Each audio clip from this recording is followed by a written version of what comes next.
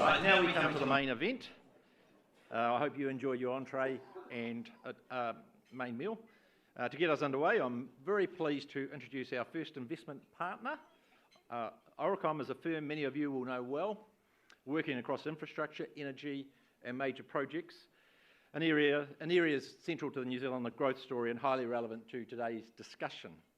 And on that note, I'm delighted to welcome Tracy Ryan, CEO of Oricom, to the stage. Tracy is one of Ireland's greatest exports. Please join me in welcoming Tracy. She will introduce the Prime Minister.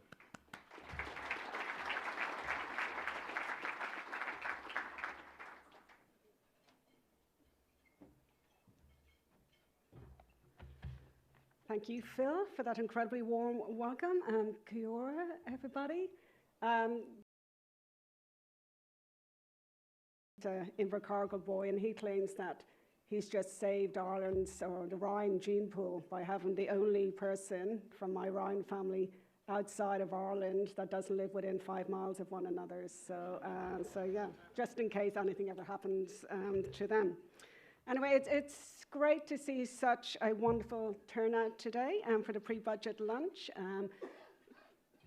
Particularly a very warm welcome to the Minister and the Ministers and the Prime Minister, Luxon. I know you have had a very busy agenda the last couple of weeks.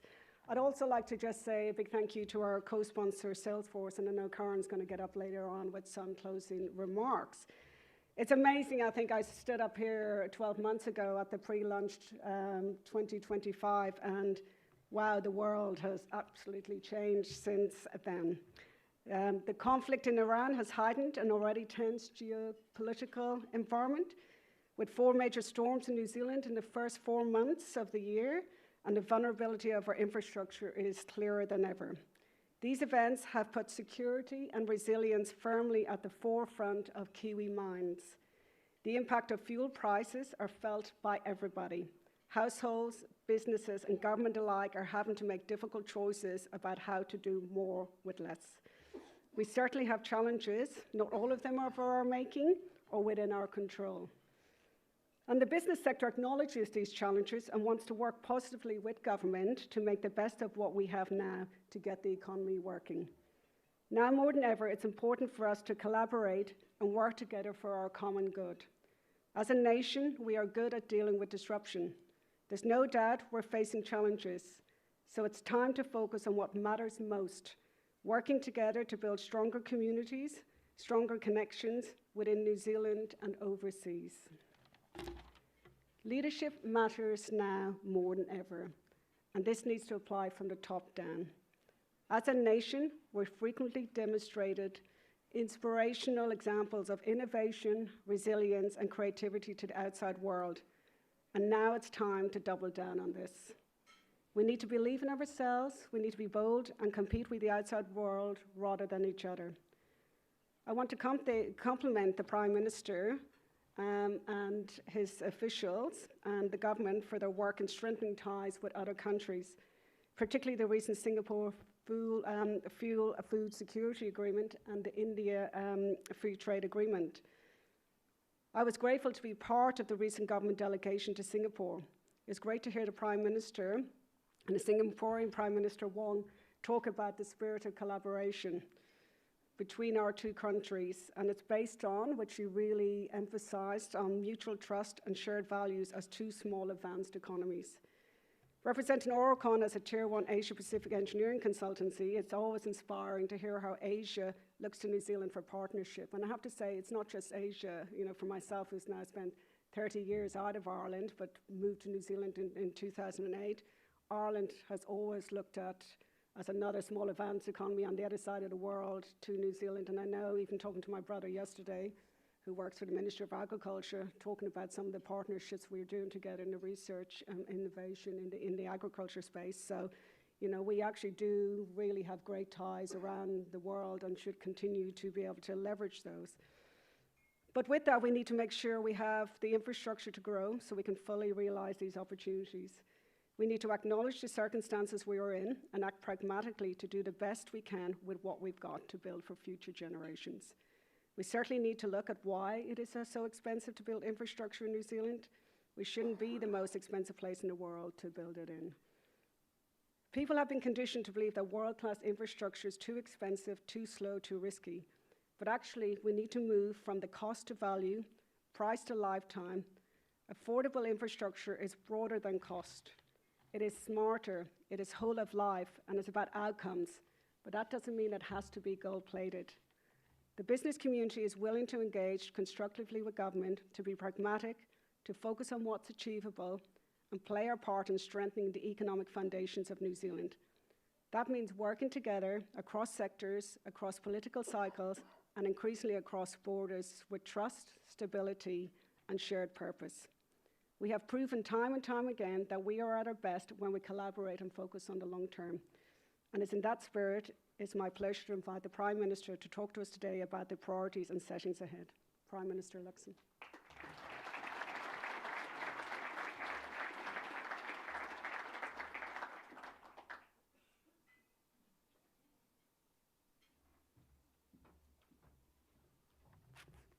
Well, ka nui te mihi kia koutou, kia ora, good afternoon everyone. Can I just say thank you again for the opportunity to come and talk with you today.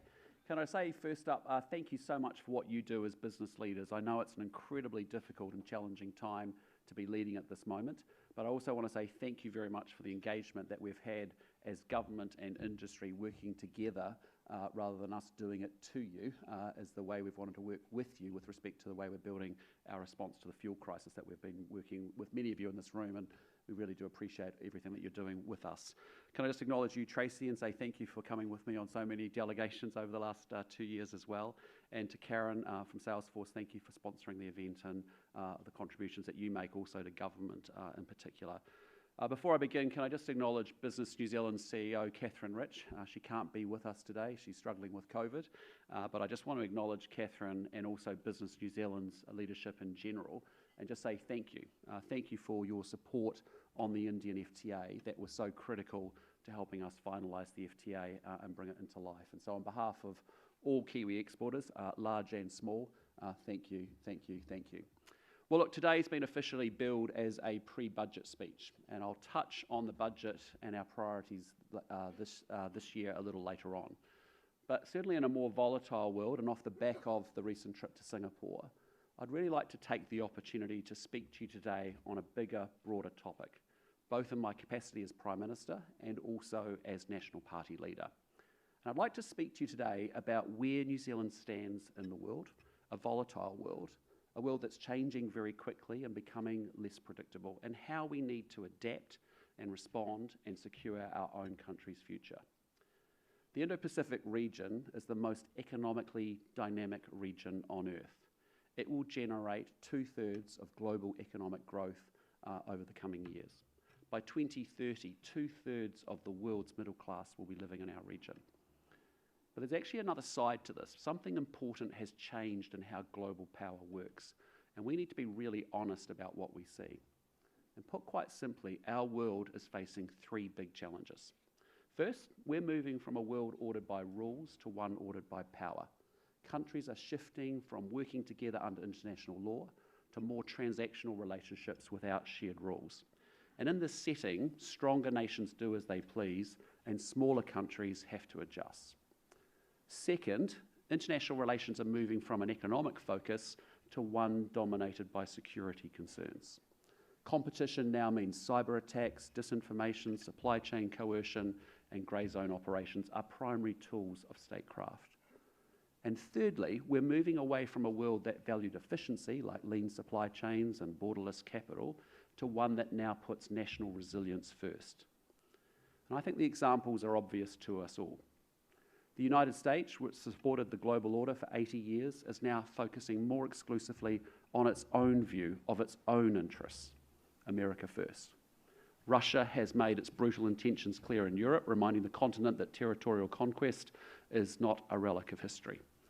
And China is assertively expanding its influence across the Indo-Pacific and beyond. A world where hard national interests are being pursued by hard national power. An unsentimental world, a world where many of the rules that have helped keep us safe and prosperous are contested and sometimes ignored. in a world where centres of power are ever more distributed and where countries in the global south, in Africa and Latin America, Southeast Asia, and our own Pacific neighbourhood are also no longer willing to remain passive in a system that they didn't help design. And their desire for a greater say in that in global affairs is justified. So this is the world that New Zealand must now navigate, not with fear, but actually with clear eyes and a willingness to make different choices than in the past. We are living through an inflection point in history, and for now, a new multipolar international system appears to be emerging, although the outcome is yet fully determined. And as a small nation, without the means to assert ourselves diplomatically or economically, New Zealand has benefited hugely from the system of rules that has been built up through the multilateral system.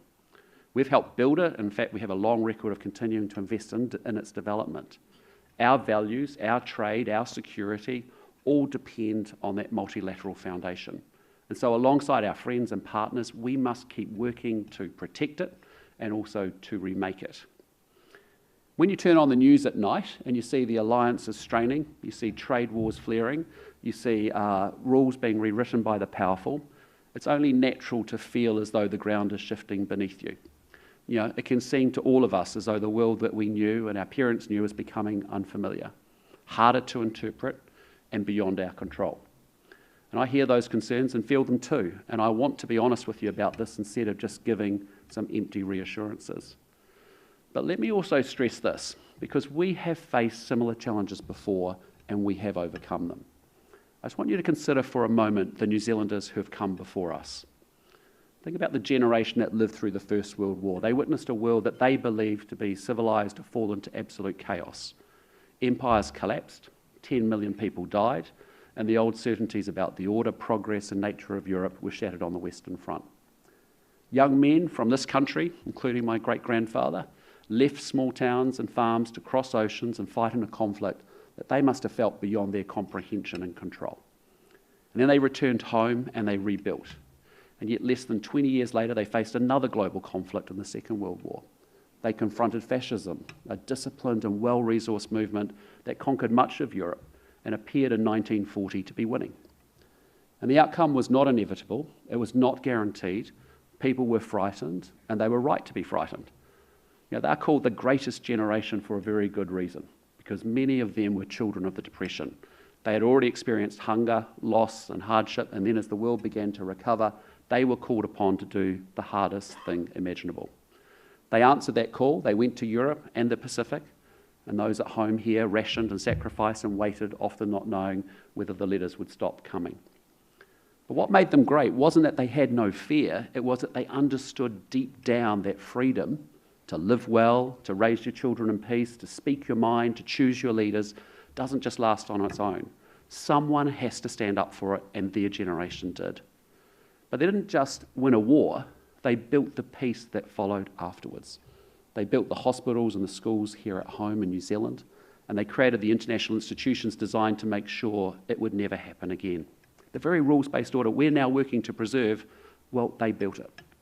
And they were, in short, not only warriors, but they were architects of a world that was, for all of its imperfections, more just, more prosperous, and more peaceful than anything that had come before.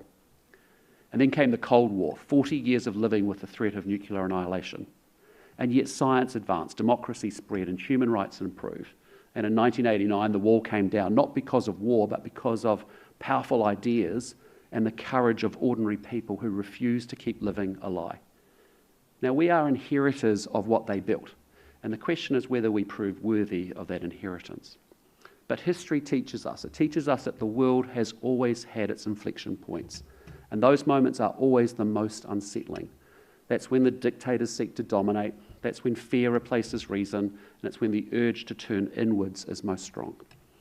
But they are also the moments that reveal character, the moments that actually determine what kind of world comes next. And so I say to you, I remain relentlessly optimistic. Despite the pressures of our age, we live in a time of extraordinary human capability. In just one generation, over 1 billion people have been lifted out of extreme poverty. Child mortality rates that would have seemed impossible to all of our grandparents are now normal in much of the world. More people are educated and more women are involved in public life. The tools available to address our greatest challenges, such as clean energy and medical science and digital connectivity and agricultural technology, are more powerful than ever before.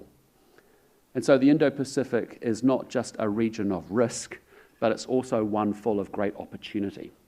And innovation and enterprise can be found from Auckland to Ahmedabad, from Tokyo to Timaru, and we see it across our whole region.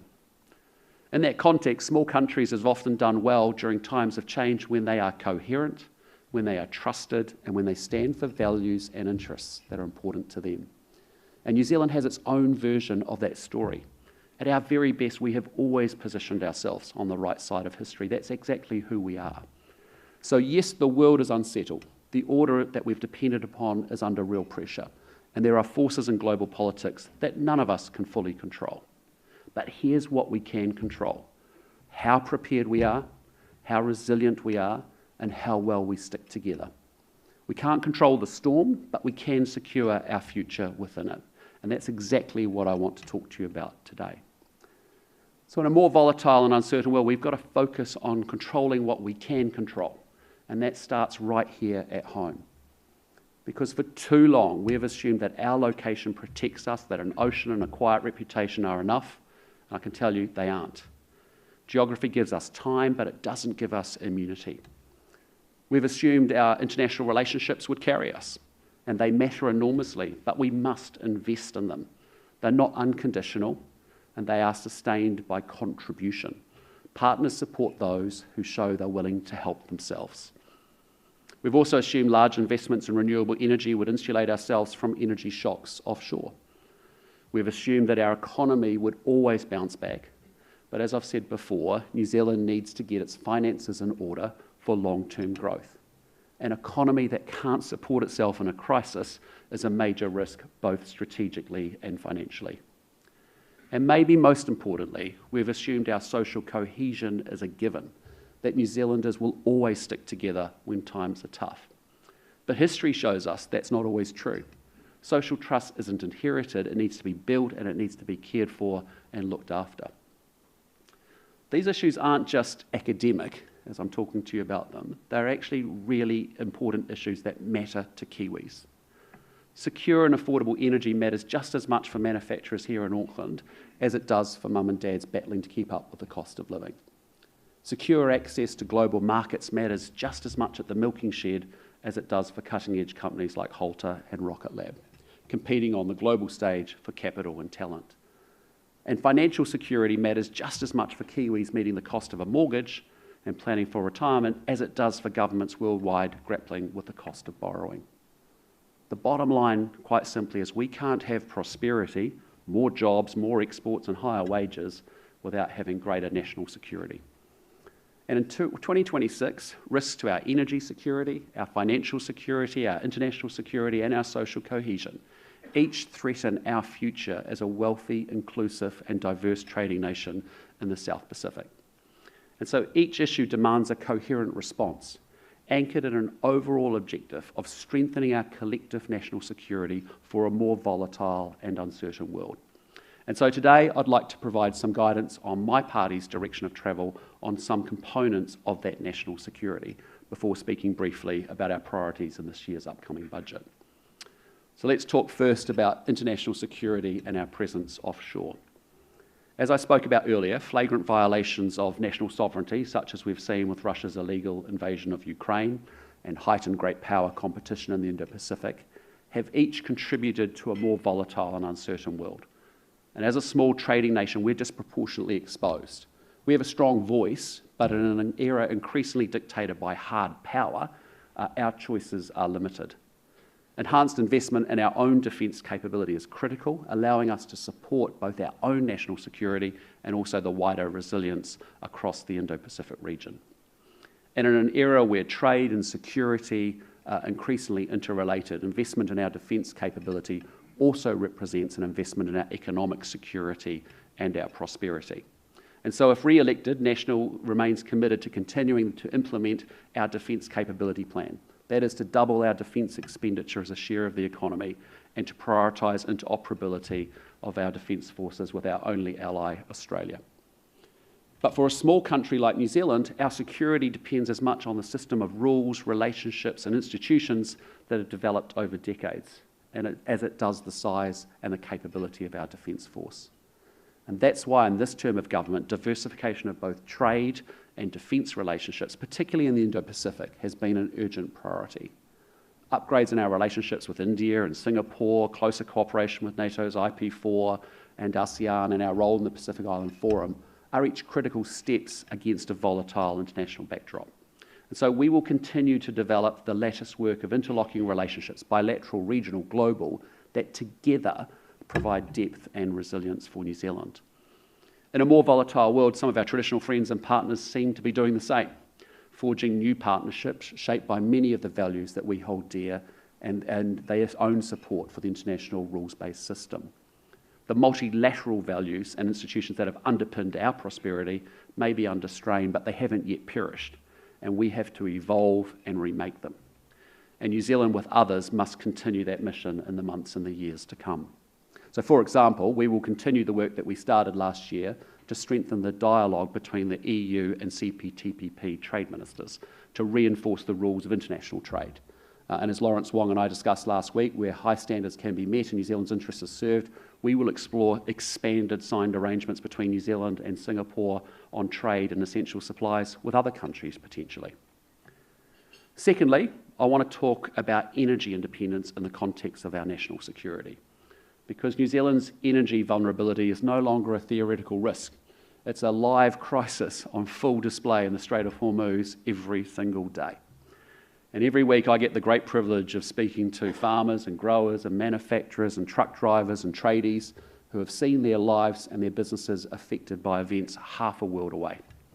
And it's not just the rough and tumble impact of globalisation, because on too many occasions, private capital, eager to bolster domestic energy production, has been pushed to the sidelines by overzealous planners and politicians in recent years. Several high-profile projects are now getting underway thanks to our reforms like Fast Track, which I expect will continue to grow in popularity by leaps and bounds. But the reality is that when faced with an energy shock after energy shock, it's very hard to justify backing the skink over the solar farm. And so other regulatory handbrakes, like the ban on oil and gas exploration, have been more permanently chilling. And as a government, we're going to continue to pursue strategic energy reserves and options like LNG, like the strategic coal reserve at Huntly, and the recent procurement of 90 million litres of diesel to be stored at Marsden Point. And yes, each of those options are costly, but less costly than the alternative of regular but ultimately unpredictable shortages. And so more action is required. Energy independence must be treated as an immediate national security interest instead of a contributing factor to a long-term climate strategy. We will never compete on the global technological frontier in an AI world without abundant, affordable energy. And the manufacturers I've spoken to here in Auckland, they're right. The government does need to have a role in acting deliberately and forcefully to achieving that outcome. Third thing I want to talk about is, in the context of national security, is social cohesion. Now, because ultimately our greatest strategic asset is the trust that New Zealanders have in each other and in our institutions. Disinformation exploits division, and adversaries will always probe our social fault lines looking for leverage. But recent years have brought new pressures. During COVID, ministers given extraordinary powers by the Parliament too often prioritised their own political interests over the interests of the public in honest and open government. The media, determined to flatten New Zealand's relative performance, also failed, accelerating a long decline in public trust and confidence. And since then, failed immigration policies in Europe and North America have also stoked a politics of division online. And despite prudent policies and the natural advantages of geography, immigration now seems to be an emerging political issue in New Zealand too. Holding our society together under all of those pressures will be challenging. But as the MP for Botany, I represent a part of New Zealand which is more diverse than most. Thousands of Chinese, Korean, Malaysian and Indian Kiwis call Botany home. Kiwis who work hard, who volunteer, who serve their community and make an immense contribution. They're the kids who play cricket with your sons and daughters, school teachers, business owners, doctors and nurses, and Kiwis who frankly deserve better than being unfairly and unreasonably vilified. But that only works when we have a smart, targeted and fair immigration system that serves New Zealand's interests. And it's worth acknowledging that at least some of the political fracturing evident in Europe in recent years reflects politicians refusing to implement the preference of their voters on immigration. Earlier this year, Erica Stanford spoke on many of the recent changes that we've made to strengthen our immigration system, designed to prioritise skilled, not unskilled workers and migrants through higher English language requirements, more enforcement and tougher penalties. And the temporary work visas granted under the Indian FTA are anchored in that approach, with visas available for specific occupations where we have the workforce shortages. It's an issue we'll watch closely, and you should expect to see careful policy on immigration from National as we get closer to the election. And my message to the business community is that the truth is that when it comes to immigration, when faced with a choice between social cohesion and stability and your bottom line, I'll choose the former every single time. And finally, let's talk about our financial security in the context of national security, because the truth is that small countries which borrow money from offshore can only live on credit for so long. Eventually, the bill has to and must be paid. And with rating agencies and bond markets increasingly suspicious of Western governments' political courage to address long-term fiscal challenges and pressures, the bill is only likely to become more expensive in coming years. And too many countries, including New Zealand, spent the post-COVID period dining out on fiscal headroom accumulated by previous generations of political leadership. In recent years, our government has run tight budgets in a deliberate effort to chart a path back to surplus. Crises offshore have certainly made that path much harder, but we must stay the course because our status as a high-income nation is not a historical certainty. Fiscal credibility is a precondition of our prosperity and therefore our national security. In this year's budget, we're going to continue prioritising and maintaining that credibility. Budget 2026 is about securing New Zealand's future. Fiscal repair, balanced with careful capital investment, features heavily in that story. The good news is that with the budget now officially signed off, I can confirm a few details today. First, the government's fiscal strategy underpinning that approach and our commitment to achieving it remains unchanged. The government remains committed to putting debt on a downward path towards 40% of GDP and returning the books to surplus by 2028-2029. Achieving that will be a tall order, and it will require careful choices in the years to come. But responding to the current fuel crisis, a crisis of national resilience and economic security through more spending, just risks leaving New Zealand even more exposed in the years ahead. So in that spirit, I can confirm the Minister of Finance will once again keep new spending in the budget below the operating allowance previously set at the budget policy statement. This year I'm pleased to say that the net operating package in the budget will be $2.1 billion, or around $300 million smaller than the $2.4 billion allowance set in December despite the recent crisis. And that's achievable because while we continue to invest in essential services like health and education for the third year running, we've also been able to achieve significant savings across government. At the same time, while we continue to prioritise a return to surplus, the recent crisis has acted as a timely reminder that significant levels of capital investment are going to be required in the coming years to build out that national security, to build a more modern, resilient infrastructure able to withstand an increasingly volatile world, to develop a defence force which is fighting fit and capable of keeping Kiwis safe and safeguarding our region from malign interference, and to invest in the schools and the hospitals that New Zealanders rely on to receive modern, responsive public services. So in that spirit, this year's capital package will be larger than originally planned at a net $5.7 billion. That doesn't reflect a permanently higher rate of borrowing. We'll need to get the balance right in the years ahead as we rebuild our fiscal and financial buffers.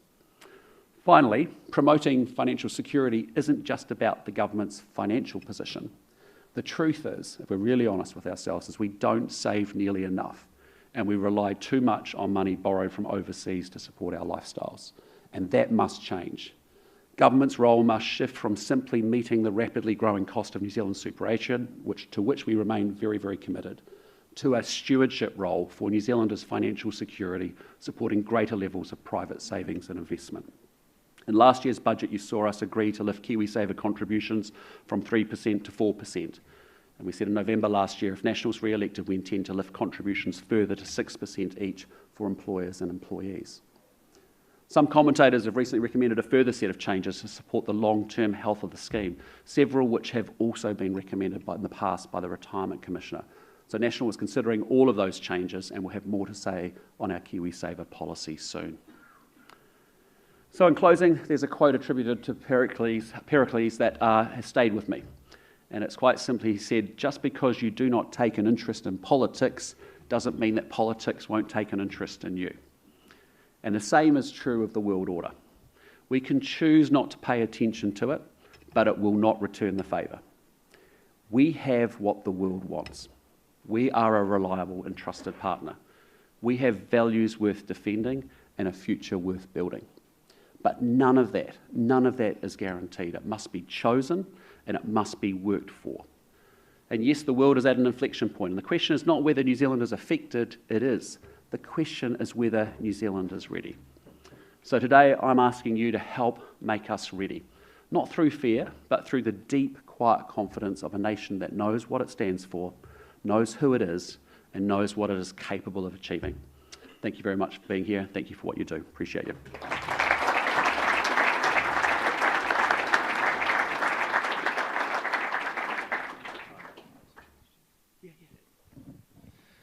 Prime Minister, thank you very much for that, and thank you for your superb and supreme optimism. It's heartening, and we definitely need it. And look, your narrative was thought-provoking and eloquent, and you covered off energy resilience, defence, our place in the world, the Crown's operating performance. And I know this is the budget is a market-sensitive forum, so therefore you can't go into the details, so we respect that. But let's just run through 5 or 6 questions while we've got time. And you did touch on immigration. So just the active investor plus class, there's been quite a bit of a narrative about that. Where are the investors coming from, and are they coming into Auckland and Central Otago, and is it in the form of bonds and cash and property, or is it broader than that? Is it SMEs and startups? Yeah, look, I think if you back the truck up a little bit, we've got, as part of that national security, a big thing we have to do is secure financial security or economic security. A big component of that is savings and investment, as I alluded to in my remarks. New Zealand has been a place that has done a very poor job within the OECD. We're probably in the bottom 3 of actually attracting foreign direct investment into our country. And so we are thin in a capital market sense, and that has been a problem for 30 years under successive governments. And really what I'm asking us to do, we're all working incredibly hard in this country. We're some of the hardest working people on planet Earth. But actually over 30 years, we have failed to lift economic productivity, and that is the key thing that we need to do to make sure that we have economic security and ultimately national security. So there's several things going on. You saw us last year have an international investor summit on infrastructure, $6.3 trillion of funds invested, 120 organisations in that room wanting to work to build out the infrastructure across New Zealand, and many of you in this room are involved in some of those conversations. And that has been going well. We've been receiving big investments of firms coming from overseas. Sovereign wealth money in particular is what we've been chasing through creating Invest New Zealand, a pipeline of infrastructure projects we want to collaborate with private capital with, so that we can get it built quicker, faster, and actually get the benefit out to our people. So that's one level of the savings and investment attraction piece. The second piece is that there's a lot of high net worth individuals out there in the world that not just have capital, but also have know-how that we need to bring into this marketplace as well. So we created over a year ago the Active Investor Visa Plus. The deal's pretty simple. You bring either $5 million or $10 million into the country. There's 2 schemes, and there's a pathway to residency. But the money doesn't get invested in a speculative asset like housing, which is what had happened in the past. It gets invested in a productive business or a startup fund or a number of different defined asset classes. The cool thing is that we've attracted almost $4 billion in 12 months from about 580 individuals. And I was down in Christchurch 2 weeks ago on a Friday night, and I went and visited a company called Zethos. And it's quite interesting to me. So it's a professor of chemical engineering at Canterbury University who's partnered with one of his PhD students to form a company called Zethos, which recycles critical minerals and turns it into zinc, as what they were doing on this particular plant. The 2 investors that had got him behind them through startup funding were from Brazil and also from the Netherlands. And as a result, they brought their know-how and their knowledge to help these young guys set this business up. They now employ 20-something people and also are scaling up to go to a full production plant. But they also brought their capital. And so for us, at the moment, I think 40% of the folk have come from the US. I think 20% were coming from Germany and from all over the world. But it's not just about capital coming in. It's about being open to getting the knowledge and the know-how that we want transferred across. Because the combination of a Kiwi entrepreneur with some foreign capital and a foreign entrepreneur is pretty powerful when you see it in a startup world. And if I just think that's one of the things I'm proud about is that when I came home from New York, I used to, I'd go to Andreessen Horowitz or somewhere once a year and give them some days of time looking at startup opportunities in the US. And I came home and actually the literacy wasn't as good, but the entrepreneurship drive was just as high. And now you see our startups going from strength to strength to strength. And many of you in this room have helped build that capability. We are as good as anybody in the world, and we've got some great startup companies, and we're turning people on to the enthusiasm of wanting to be an entrepreneur, which is really brilliant. So that's pretty exciting. As I said before, supreme optimism. Recently, you've been in India, and why wouldn't you be an optimist, right? I mean, honestly, we live in the most dynamic part of the world. Yeah. We've got abundant natural resources. We've got wonderful social and democratic institutions, and we've got kick-ass, world-class people. So why shouldn't we go out there and say, irrespective of all the chaos that I just talked about in the world order, there's no excuses for why we can't do well for ourselves in spite of all of that. And because there's another 195 countries out there with 8 billion people hustling in the world too. And you've got to back ourselves to beat all of them. So I feel very optimistic about it. Don't worry, we all support you on that. We welcome it too. Just recently you've been in India and most of the people in the room supported, I think everyone in the room supported the free trade agreement. And also you've been in Singapore. Do you just want to outline some of the material benefits for New Zealand over the next 10 years with those two arrangements?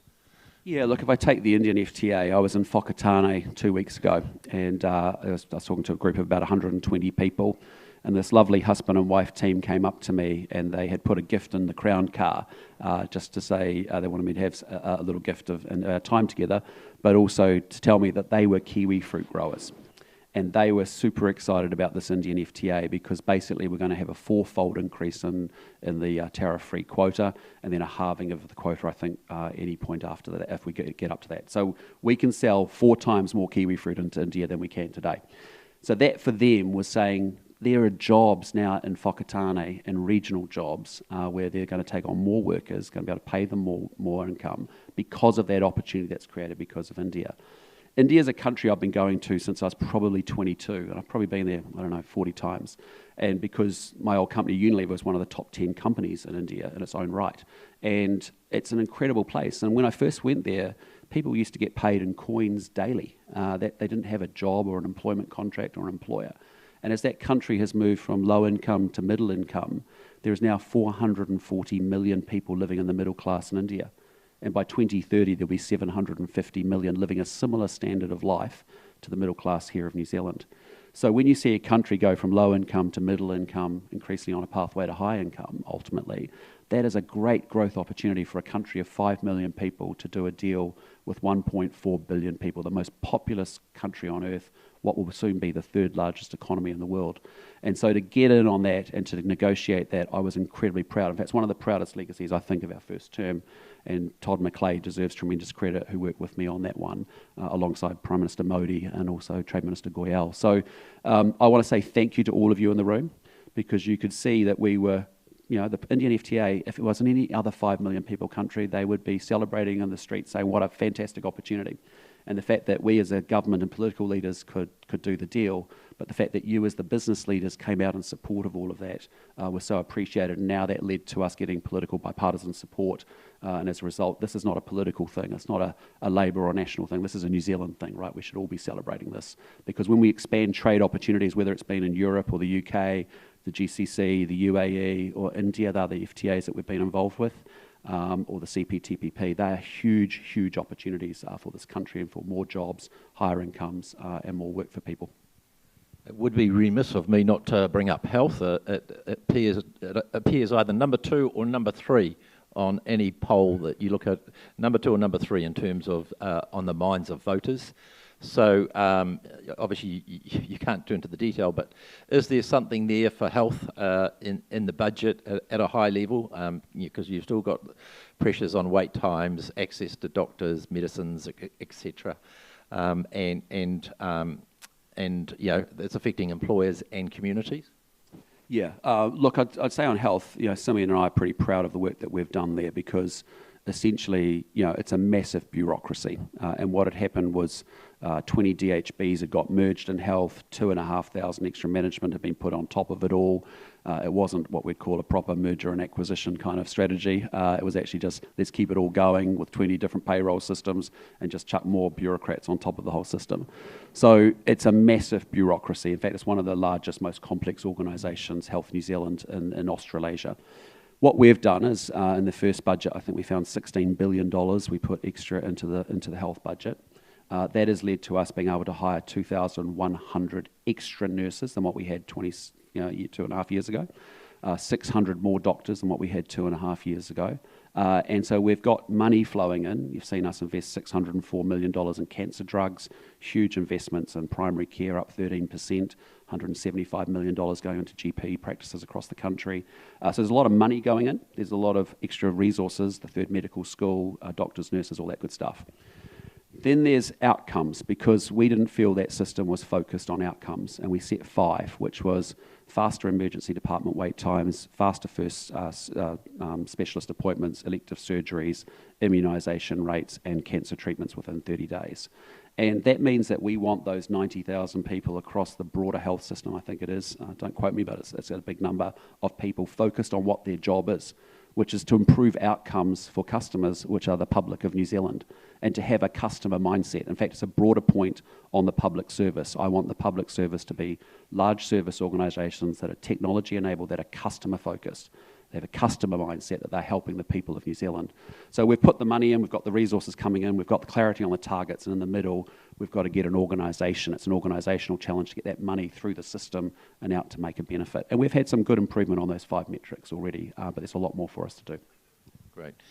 Physical pressures and infrastructure funding continue to be major topics globally, particularly as governments look to see how they can maintain momentum on long-term investment plans while continuing to manage constrained balance sheets. How's the government thinking about asset recycling in terms of supporting investment and delivering long-term value for New Zealand?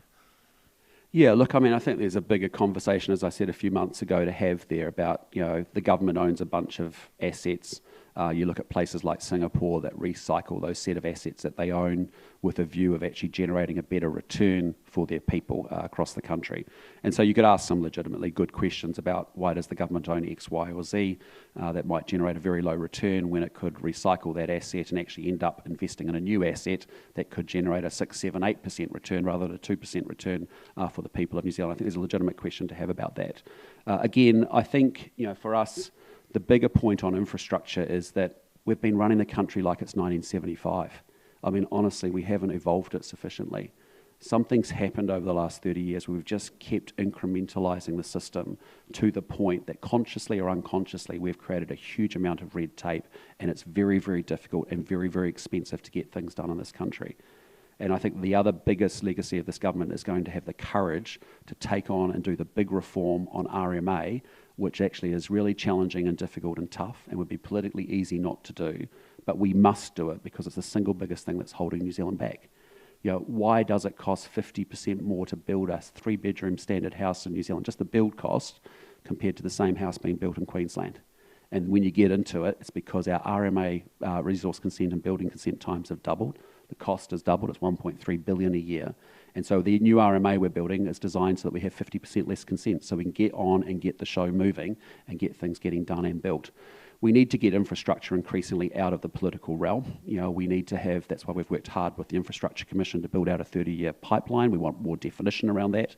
That's why we've got a funding and financing company in place so that we can actually get the right financing mechanisms in place for the right infrastructure projects, whether that's public-private partnerships. It won't suit every type of project, but there's different mechanisms. And then ultimately that's why we've got Invest New Zealand out there also, making sure it's going out, attracting that sovereign wealth money that needs to find a home. And why wouldn't you want to bring that money to New Zealand?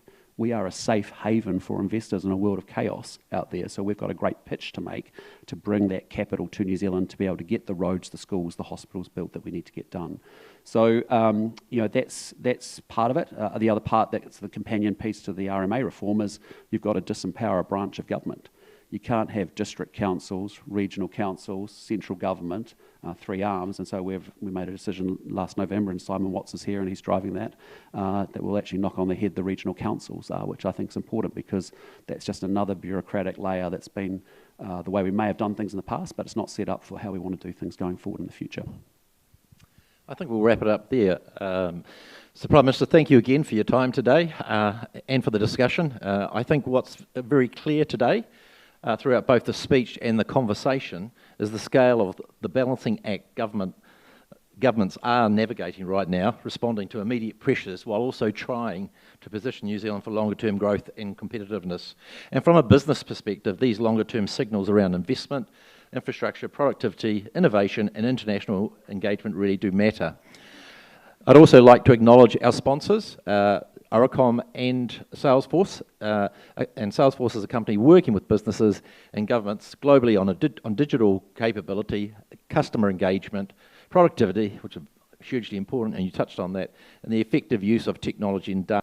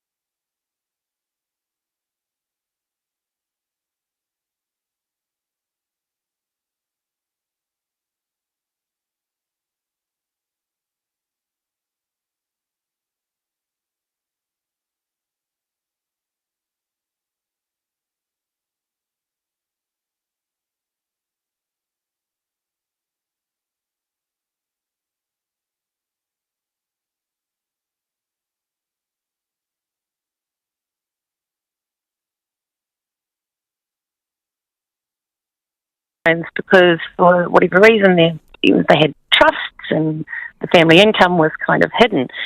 And I was thinking, well, we don't have any of that. And then as the years went by, and I got my first job at 12 years old, right? And then I started paying tax at 14 years old. I've always worked. I've always had jobs my whole life. And then, became self-employed at 22, and I've been contracting out since then. And so it's a long time paying full tax, right?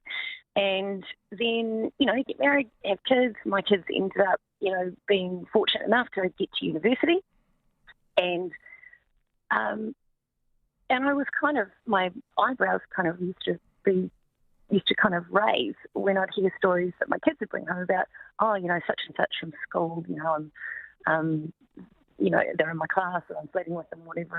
And I knew they were wealthy kids, or came from wealthy families, but they were getting allowances. Yeah. And I was thinking, gosh, this Fantastic. Hey, listen, thank you everybody for being here. Thank you for listening to the speech.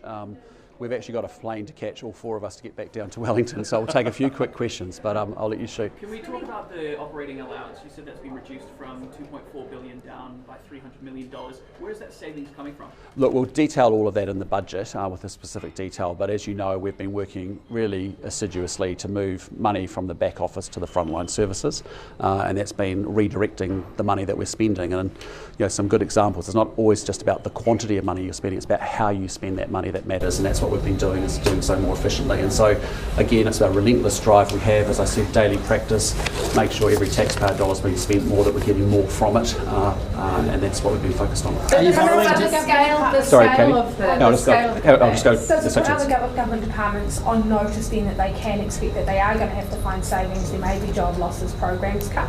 Well, we made that expectation crystal clear from day one. Even further going but it's just the way we roll, which is every day I expect, as I would in any other enterprise across New Zealand, that actually every dollar is being deployed optimally. I mean, a good example for us is that an average cost of a classroom in New Zealand is $1.2 million when we came to power. We've made those buildings standardised increasingly, and we've actually halved the cost. Now we can do twice as many classrooms out there in New Zealand by being smarter and being better managers of that money. So it's not just the quantum of money, it's what you do with it and how you deploy it that's important. And Rebecca? I'll come to you later. Yeah. I've actually got a question on a different topic. Yeah. Migration numbers are out tomorrow, the new ones. Do you know what they are? Have you had a heads up at all? I haven't seen the new numbers. What I just reassure New Zealanders about, because there's been a lot of conversations about Kiwis leaving, but in the last 12 months we've had an 18% growth in Kiwis coming home. The month in February was less Kiwis leaving than we've seen, nothing since 2022. But again, the way that immigration works in New Zealand is it's got to be linked to our economic strategy and our infrastructure capacity. Yeah, so in terms of that and getting Kiwis back here, are you thinking about any incentives to bring them back? Well, as we've been seeing over the last 12 months, they are saying that I might go to Australia, I find out that house prices are really expensive. Yes, I have to go pay a stamp duty. Yes, I'm living in an economy with higher level of inflation, often a lot more competition for jobs, and it's not quite as good as what they thought they were. So they are choosing to come home on their own volition because they see we're building a better economy. John Key said to Bloomberg, he said that he would put incentives in place, that he would put tax incentives that for workers earlier in their career, or big incentives to bring big projects here. Any thoughts on that? Well, that's not something we've considered at this point in time. Our job fundamentally is to build an economy where people feel they can work hard and get ahead. They're safe, and most importantly, they've got good health and education. So are you going to be borrowing extra for that increased capital allocation that you just talked about? Well, again, we'll talk about all of that in the budget. But as I said to you very clearly, we're recommitted to being in surplus in 2028, 2029. We're making sure that we get debt under 40% of GDP, and those are non-negotiables for us. Sorry, Amelia. You made a point of immigration in there. Why did you decide to focus on that? I know that obviously your coalition partners are deciding to focus on immigration, but for New Zealanders, we know it's not a big issue for them through Ipsos. So why have you chosen to steer into that debate? All I was talking about was, one of the four components of how we build better national security for New Zealand as a collective is social cohesion. When you look at what are the drivers around the world, around what's driving lower levels of social cohesion and trust in institutions, a lot of it's coming back from immigration, globalisation, technology disruption, pandemics, obviously dealing with inflation and recessions, and that's been driving a whole bunch of angst all around the world. In the context of immigration, the point I was trying to make is that we are a country that should be very proud of our immigrant community, but equally the reason it works in New Zealand, unlike it does in other countries, is because we have a smart, targeted and fair system, and we must always make sure that we're doing exactly that. So I've heard the comments from political parties. We don't have mass illegal immigration in this country. It's not like Farage and railing against it in the UK, or Pauline Hanson in Australia, or other countries that we're dealing with. We have legal migration, but we have also, it requires a dynamic approach where you are constantly making sure those settings are optimised and are linked to our economic strategy and our infrastructure. Just on the immigration, you mentioned some Kiwis being unfairly vilified. Who are you talking about there? Who's unfairly? Well, I've seen comments from different politicians over the course of recent months to say, yeah, they may well be, and I've called them out for that because I don't think those are helpful comments.